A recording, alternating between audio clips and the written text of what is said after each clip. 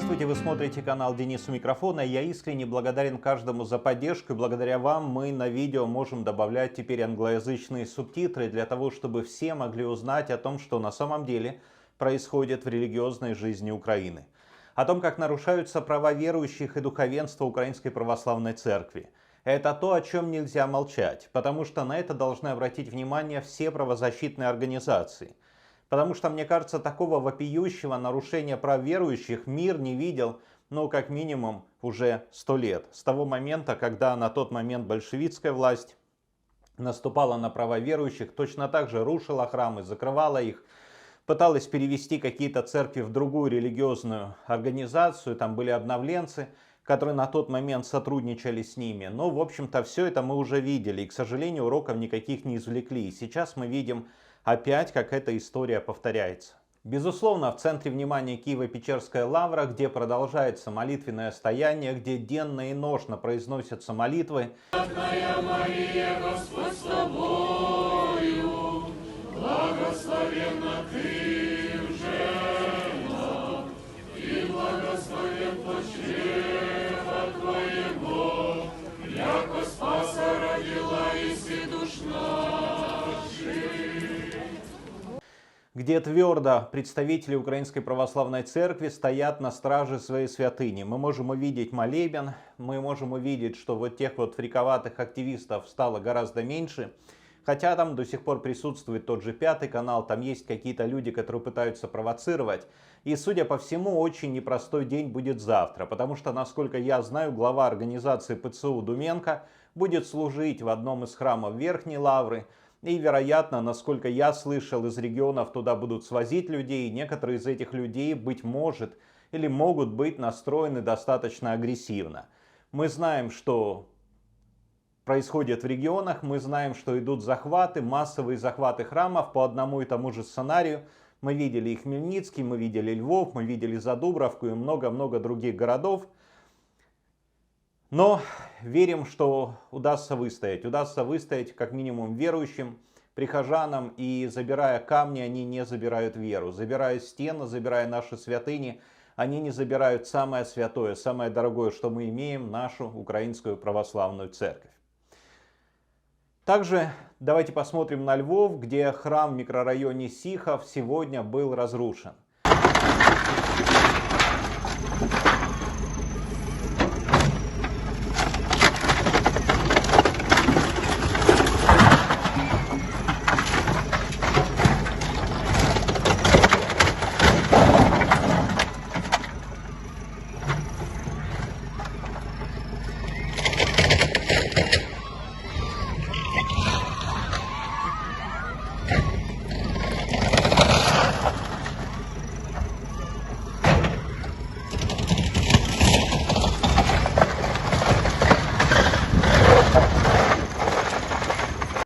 Садовой радуется, мэр, который, по словам местных журналистов, погряз в коррупции, который перед выборами даже посещал храмы Украинской Православной Церкви, агитируя голосовать за себя, теперь рассказывает, как за 2 дня он решил вопрос с Украинской Православной Церковью. Вероятно, он и многие другие забыли о судьбах богоборцев, а те, кто боролся с церковью 100 лет назад, и никто из них не закончил хорошо, потому что этот бумеранг всегда возвращается к тому, кто его запустил. И, к сожалению, ударяет очень-очень больно. Я не знаю, на что надеются эти люди, начиная играть с Богом в какие-то игры, наступая на его верных, наступая на церковь.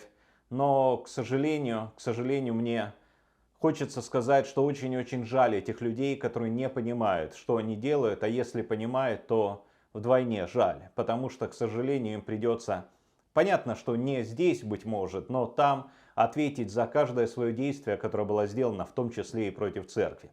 Вы можете увидеть эти страшные кадры, как разрушается храм, как разрушается одна из святынь Украинской Православной Церкви, которой много довелось пережить, которую и поджигали, где всячески унижали верующих. И теперь вот странно, что во Львове не нашлось другого места для кафедрального собора ПЦУ. И вот именно здесь его нужно строить. Ну и, конечно же, ради этого нужно снести здание, оставшееся здание Украинской Православной Церкви. И мы понимаем с вами, что вот будут продолжаться, к сожалению, эти захваты, и потому особенно важно об этом говорить всему миру. Я понимаю, что многим кажется, да кому оно нужно, никто там не будет слушать, поверьте, тот же Запад, он очень-очень неоднороден. И немало людей сочувствует верующим Украинской Православной Церкви. Немало людей взволнованы таким вопиющим нарушением прав верующих. И очень важно донести до них то, что на самом деле происходит у нас. Кроме того, сегодня мы видели вручение еще одних подозрений митрополиту Черкасскому и Каневскому Феодосию. 4 квітня 23 року. Все спочатку. Все детально розписано повідомлені, але факти це частина 2 статті 436 Кримінального кодексу поширення матеріалів, яких містяться виправдовування збройної агресії Російської Федерації проти України. Мы видели с вами, что к нему пришли представители Службы безопасности Украины. Это опубликовано и на официальном сайте. И вы знаете, для меня, я вот читаю эти обвинения, я читаю ту документацию, которая есть в свободном доступе. И я сразу вспоминаю то выражение, которое было в ходу 100 лет назад, что был бы человек, а статья, имеется в виду Уголовный кодекс, найдется. И, к сожалению, вот все это выглядит очень-очень таким раздутым, очень-очень надуманным. Но в то же время эти обвинения звучат, и звучат достаточно громко. Такое чувство, что церковь просто-напросто пытаются обезглавить, отстранив от дел каких-то митрополитов. Мы видели это с вами с наместником Лавры, мы видим это сейчас с главой одной из епархий, Черкасской епархии, достаточно активным митрополитом. И, безусловно, это не показывает какую-то демократию. То есть мы видим, что закрываются глаза на настоящие правонарушения, на настоящие преступления, на настоящее разжигание межконфессиональной розни, на избиение верующих, на захваты храмов. Но, в общем-то, здесь зато вот все как бы происходит, да, и все работается. Но я искренне надеюсь, что у нас осталась судовая система, что суды будут разбираться, что будут разбирательства по делу, и все-таки истина восторжествует. Продолжаю наблюдать за новостями, продолжаю делиться с вами, продолжаю искать. Я не думал, что каждый день придется выпускать видео, но, к сожалению, событий слишком много, и обо всем этом нужно говорить. Важно доносить альтернативную точку зрения, чтобы люди смотрели не только какие-то пропагандистские каналы, которые говорят только то, что удобно, но люди могли видеть правду и делать выводы, и всячески поддерживать верующих Украинской Православной Церкви. Спасибо вам за поддержку. Если вы хотите, чтобы это видео услышало и увидело больше людей, пожалуйста, подпишитесь на канал, поделитесь ссылками и участвуйте в нашем сборе для того, чтобы создавать субтитры на английском языке, быть может потом и на других языках, для тех видео, которые выходят на канале. До скорой встречи!